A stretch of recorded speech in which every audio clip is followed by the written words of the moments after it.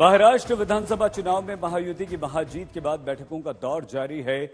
आज देवेंद्र फडणवीस के घर पर बीजेपी कोर कमेटी की बैठक बुलाई गई।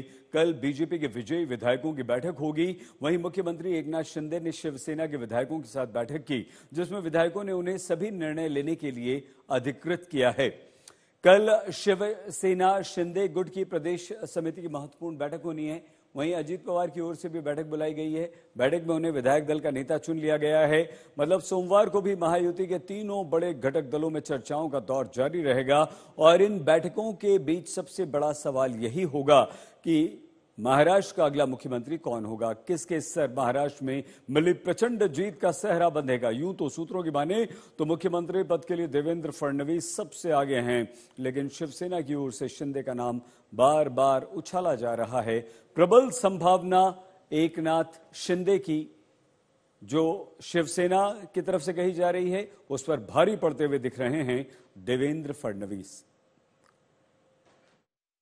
ये जो इलेक्शन है वो एकनाथ शिंदे जी के नेतृत्व में हुआ था और एक बहुत अच्छा रिजल्ट आया है। तो हम लोग ऐसे शिवसेना की तरफ से तो हम हमेशा सोचते हैं कि उनको पहला क्लेम देना चाहिए और जितना हम लोग शिंदे साहब को प्यार करते हैं उतना ही प्यार और विश्वास हमें फडणवीस साहब के बारे में है। ये दोनों की एक जोड़ी है।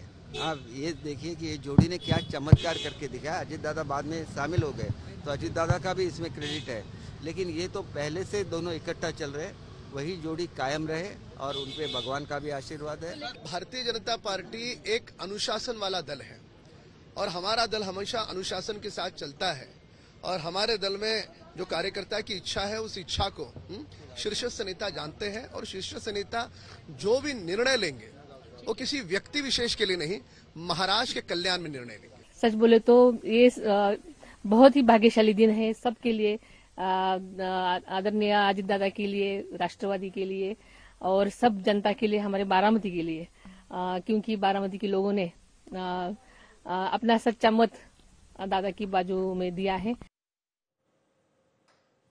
सूत्रों के अनुसार महायुति की ओर से 26 नवंबर को सरकार बनाने का दावा पेश किया जाएगा और मुंबई के वानखेड़े स्टेडियम में भव्य शपथ ग्रहण समारोह होगा। इस समारोह में प्रधानमंत्री नरेंद्र मोदी शामिल होंगे, लेकिन सरकार के दावे से पहले मुख्यमंत्री का चेहरा तय करने के लिए बैठकों का दौर चल रहा है। वहीं दूसरी ओर महाराष्ट्र में नए मुख्यमंत्री को लेकर अपनी अपनी दावेदारी है। मुख्यमंत्री पद को लेकर ये राजनीतिक टक्कर तीनों पार्टी के कार्यकर्ताओं की ओर से लगाए जा रहे पोस्टर्स में भी साफ तौर पर दिखाई दे रही है। सबसे आगे देवेंद्र फडणवीस का नाम चल रहा है। बीजेपी के कार्यकर्ता चाहते हैं कि वो मुख्यमंत्री बने। एकनाथ शिंदे की पार्टी चाहती है कि शिंदे ही मुख्यमंत्री बने रहें और अजीत पवार इस रेस में काफी पीछे छूट गए हैं, लेकिन उनकी पत्नी के साथ उनकी पार्टी के नेता कार्यकर्ता भी कहते हैं कि अजीत पवार क्यों मुख्यमंत्री नहीं बनेंगे। महाराष्ट्र में महाविजय के बाद अब सवाल एक है, मुख्यमंत्री कौन? दावा तीनों तरफ से हो रहा है, लेकिन प्रमुख दावेदार देवेंद्र फडणवीस और एकनाथ शिंदे फिलहाल मुख्यमंत्री पद के सवाल पर सधा हुआ जवाब देते हैं। अजीत पवार इन दोनों से काफी पीछे हैं। पार्टी कार्यकर्ताओं की मांग के बीच आपसी सहमति से निर्णय की बात दोनों कर रहे हैं। पहले तो तीनों पार्टियां अपना अपना नेता चुनती है।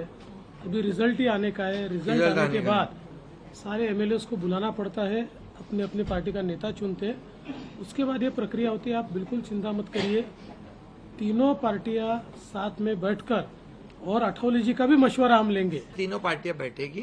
हम जैसे आपको बताते हैं, जैसे हमने सीटों का बंटवारा हुआ, हमें कोई मतभेद हमारे में नहीं थे, आज भी कोई मतभेद नहीं है। हम हमारे वरिष्ठ और हम लोग बैठकर उसके ऊपर निर्णय लेंगे। महाराष्ट्र में मुख्यमंत्री पद को लेकर जारी चर्चाओं के बीच बीजेपी के नेता राव साहब दानवे ने बड़ी बात कही। राव साहब दानवे ने कहा कि चुनाव में शिंदे मुख्यमंत्री का चेहरा नहीं थे। ये चुनाव जो हमने लड़ा, ये एकनाथ शिंदे के नेतृत्व में लड़ा, लेकिन चुनाव के बाद नेता मुख्यमंत्री कौन, कोई चेहरा सामने रखकर हमने ये चुनाव नहीं लड़ा। तो इसलिए जो निर्णय श्रेष्ठी करेंगे वो हमारा नेता होगा। एक और महाराष्ट्र में नए मुख्यमंत्री के नाम को लेकर मंथन चल रहा है, वहीं दूसरी ओर परिणाम को लेकर विपक्षी दलों का हमला थम नहीं रहा। कांग्रेस, शिवसेना, उद्धव गुट और एनसीपी शरद पवार गुट इन परिणाम को अविश्वसनीय बता रहे हैं और इसीलिए परिणाम के बाद बीजेपी पर उनके हमले थम नहीं रहे। लेकिन हम निराश नहीं है, हम लड़ने वाले लोग हैं। हम बाला साहब ठाकरे के शिवसैनिक हैं। बाला साहब ठाकरे साहब ने भी उनकी जिंदगी में ऐसे बहुत हार जीत देखी है। तो हमको कोई चुनाव हराया, हमने सत्ता गंवाई, उसके लिए हमको कोई दुख नहीं है। हम लड़ेंगे और जो महाराष्ट्र के खिलाफ जो काम हो रहा है उसको विरोध करते रहेंगे।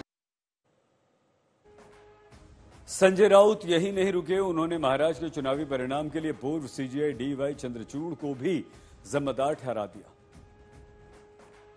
ये जो नतीजे आए हैं उसके लिए जिम्मेदार अगर कोई होगा, महाराष्ट्र के जो नुकसान हुआ है वो जस्टिस चंद्रचूड़ है।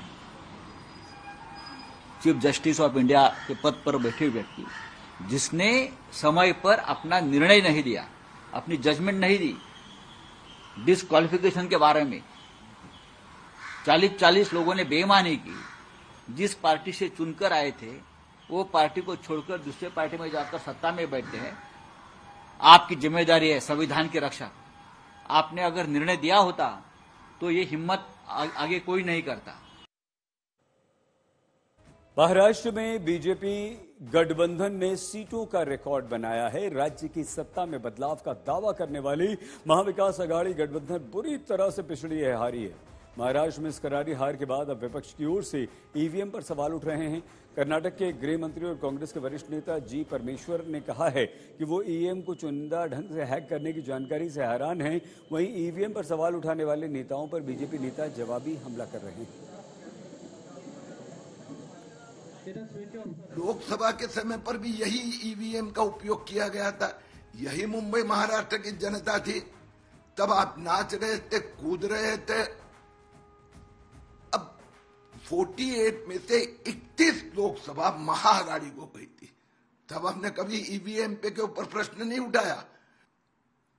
और इतनी भारी विजय महायुति को मिली तो अब वो बहानेबाजी कर रहे हैं।